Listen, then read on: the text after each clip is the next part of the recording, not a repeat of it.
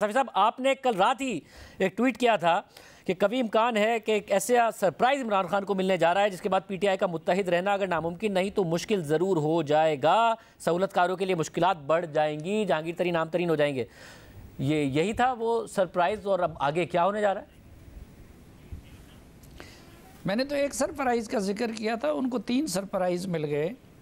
एक पार्लियामेंट की तरफ से जो चीफ जस्टिस के ख़िलाफ़ था, और दूसरा सरप्राइज़ जो मौलाना फजल रहमान के जलसे की सूरत में, लेकिन उससे बढ़कर फिर आज चीफ जस्टिस साहब और उनके हम ख्यालों का जो आज जो कुछ करने का ख़दशा था उससे पीछे हट जाने का। तो ज़ाहिरी बात है ये भी इमरान खान के लिए एक शौक़ था और सरप्राइज़ था।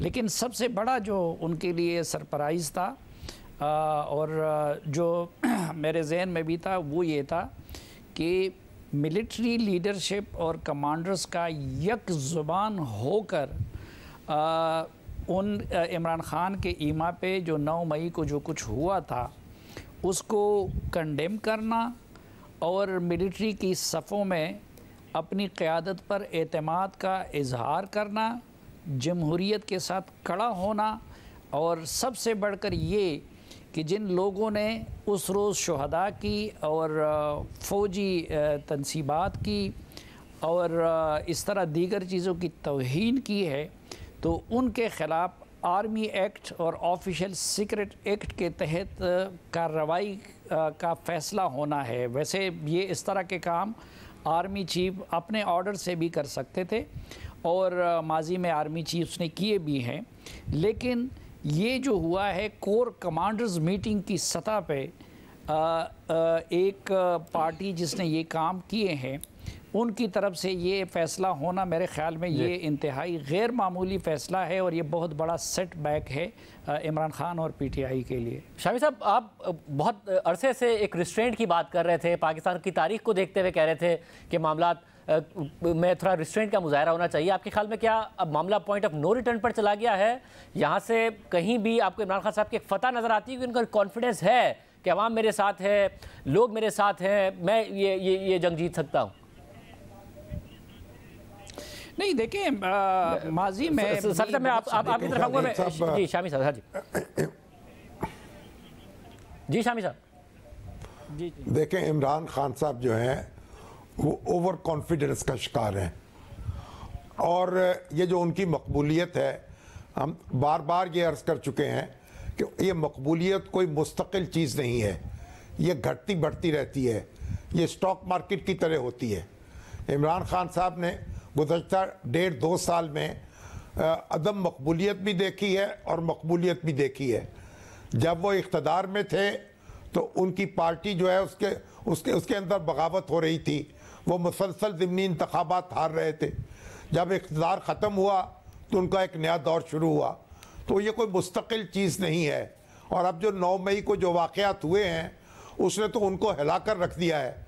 मेरा ख्याल तहरीक इंसाफ को इससे बहुत नुकसान पहुंचा है, और अब इमरान खान साहब जो हैं वो संजीदगी के साथ उस नुकसान का जायज़ा नहीं ले रहे, उसकी तलाफ़ी की बात नहीं कर रहे, वो टामक टोंगियाँ मार रहे हैं। और आज भी उन्होंने कहा है कि एजेंसियाँ इसमें मुलव्वस हैं। मेरा ख्याल उनको सीधी बात करनी चाहिए। जिन लोगों ने ये सब कुछ किया है उनके चेहरे महफूज हैं, उनके नाम महफूज हैं, उनकी तलाश जारी है, बहुत सौ की जा चुकी है। तो मेरा ख्याल उनको तो बड़ी सख्त सज़ा मिलनी चाहिए। उसके बाद जो सहूलतकार हैं और जो मनसूबा साज हैं उनकी बात तो बाद में होगी। जो लोग करने वाले हैं उन पर कार्रवाई होनी चाहिए और उसी पर फोकस होना चाहिए, और इमरान खान साहब को भी जायज़ा लेना चाहिए अपने तरीक़ेकार का, अपनी मकबूलियत की हिफाजत करनी चाहिए। वो बहुत बड़ी आजमाइश में मुब्तला हो चुके हैं और उनका तनज़्ज़ुल भी शुरू हो सकता है इस तरह के वाक़यात से। ये कोई मामूली बात नहीं है जो हुई है, और मैं तो देखता हूँ कि बहुत राय आमा में शदीद इस तरह पाया जाता है। तो इमरान खान साहब इसका एहसास करें और समझें कि वो एक नाजुक लम्हा जो है उनकी ज़िंदगी में आ चुका है, और उनको इसको सिर्फ आएँ बाएँ शाएँ नहीं करना चाहिए, बड़ा गहरे तरीके से गौर करके अपने आप को दुरुस्त करना चाहिए, अपनी सफ़ों को दुरुस्त करना चाहिए। साफी साहब, आपने लिखा कि पीटीआई का मुत्तहिद रहना नामुमकिन नहीं तो मुश्किल जरूर हो जाएगा। हमने देखा है कि सियासी जमातें से नहीं टूटी हैं, wrong side of the establishment थी नून लीग, नहीं टूटी, बड़ी कोशिश की गई, नहीं टूटी, मुत्तहिद रही। इमरान खान साहब का कॉन्फिडेंस तो है कि अगले इलेक्शन में बल्ले को वोट पड़ना है, इलेक्टेबल्स की सियासत भी फारिग हो गई है, तो क्यों टूटेगी? देखिए शाहज़ेब, माजी में भी बहुत सारे लोगों ने इस्टेब्लिशमेंट को चैलेंज किया है। फातिमा जन्नाह से शुरू हुआ था, भुट्टो ने किया है, नवाज शरीफ ने किया है। लेकिन एक तो ये कि उन्होंने इसलिए किया था कि आप लोग सियासत से दूर रहें। इमरान खान साहब जो इस्टेब्लिशमेंट को ब्लैकमेल करना चाहते हैं और वो करना, तो वो इसलिए कि वो कहते हैं कि आप मेरी खातिर दोबारा वही गैर कानूनी काम करें, नंबर 1। नंबर 2, वो सियासी जमातें, उनका एक कल्चर बन गया था, शामी साहब बहुत बेहतर जानते हैं, वो अपने पाँव पे खड़े हो गई थी। इमरान खान साहब की तो ये जो जमात है, इसमें 90% वो एजेंसियों की और फ़ौज के दिए हुए लोग थे, शामिल करदा लोग थे। फिर इस वक्त अगर फ़ौज के ख़िलाफ़ कुछ जज्बात भी थे तो वो इसलिए थे कि पिछले 5 सालों में इमरान खान को वज़ीर-ए-आज़म बनाने और फिर बरकरार रखने के लिए जो कुछ किया गया दीगर सियासी जमातों की वजह से, उसकी वजह से कुछ न कुछ फासले पैदा हुए थे। लेकिन अब फ़ौज इमरान खान की वजह से बदनाम भी हुई और वो आके फ़ौज के गले पड़ गए। और पहले जो एक, चलो जनरल बाजवा साहब का तो एक रोल भी था उनको लाने में भी और उनको चलाने में भी और बाद में भी। अब नए आर्मी चीफ या नई लीडरशिप जो है, उनका तो उस वक़्त कोई रोल नहीं था, अब वो उनको निशाना बना रहे हैं। और फिर इस वक्त ये है कि जो पहले से मैं एक ज़िक्र करता था कि खान साहब के अपने जो भी इरादे हों, लेकिन इसमें कोई शक अब नहीं रहा कि कुछ एक इंटरनेशनल क़ुव्वतों का भी एक एजेंडा है जो कि इस वक्त चीन और सीपेक के कंटेक्स्ट में पाकिस्तानी इदारों को ब्लैकमेल और बदनाम करना चाहते हैं। आप देखें ज़ल्मे खलीलज़ाद को कि इधर से खान साहब की अभी ट्वीट नहीं आई थी, उधर से 10 ज़ल्मे खलीलज़ाद का ट्वीट आ जाता है। आफिया सिद्दीकी का भी उनको याद नहीं रहती। गोइंतनामो बे और अबू गरीब जेल और वो बनाने वाले ज़ल्मे खलीलज़ाद जो है, उनको यहाँ से तकलीफ़ होती है, शेरमैन को यहाँ से तकलीफ़ होती है।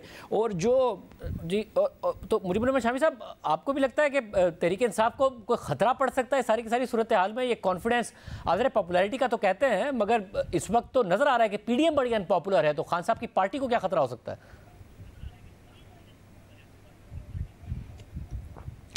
देखिए, खान साहब ने की जो हिकमत अमली है वो कुछ मालूम नहीं हो पा रही।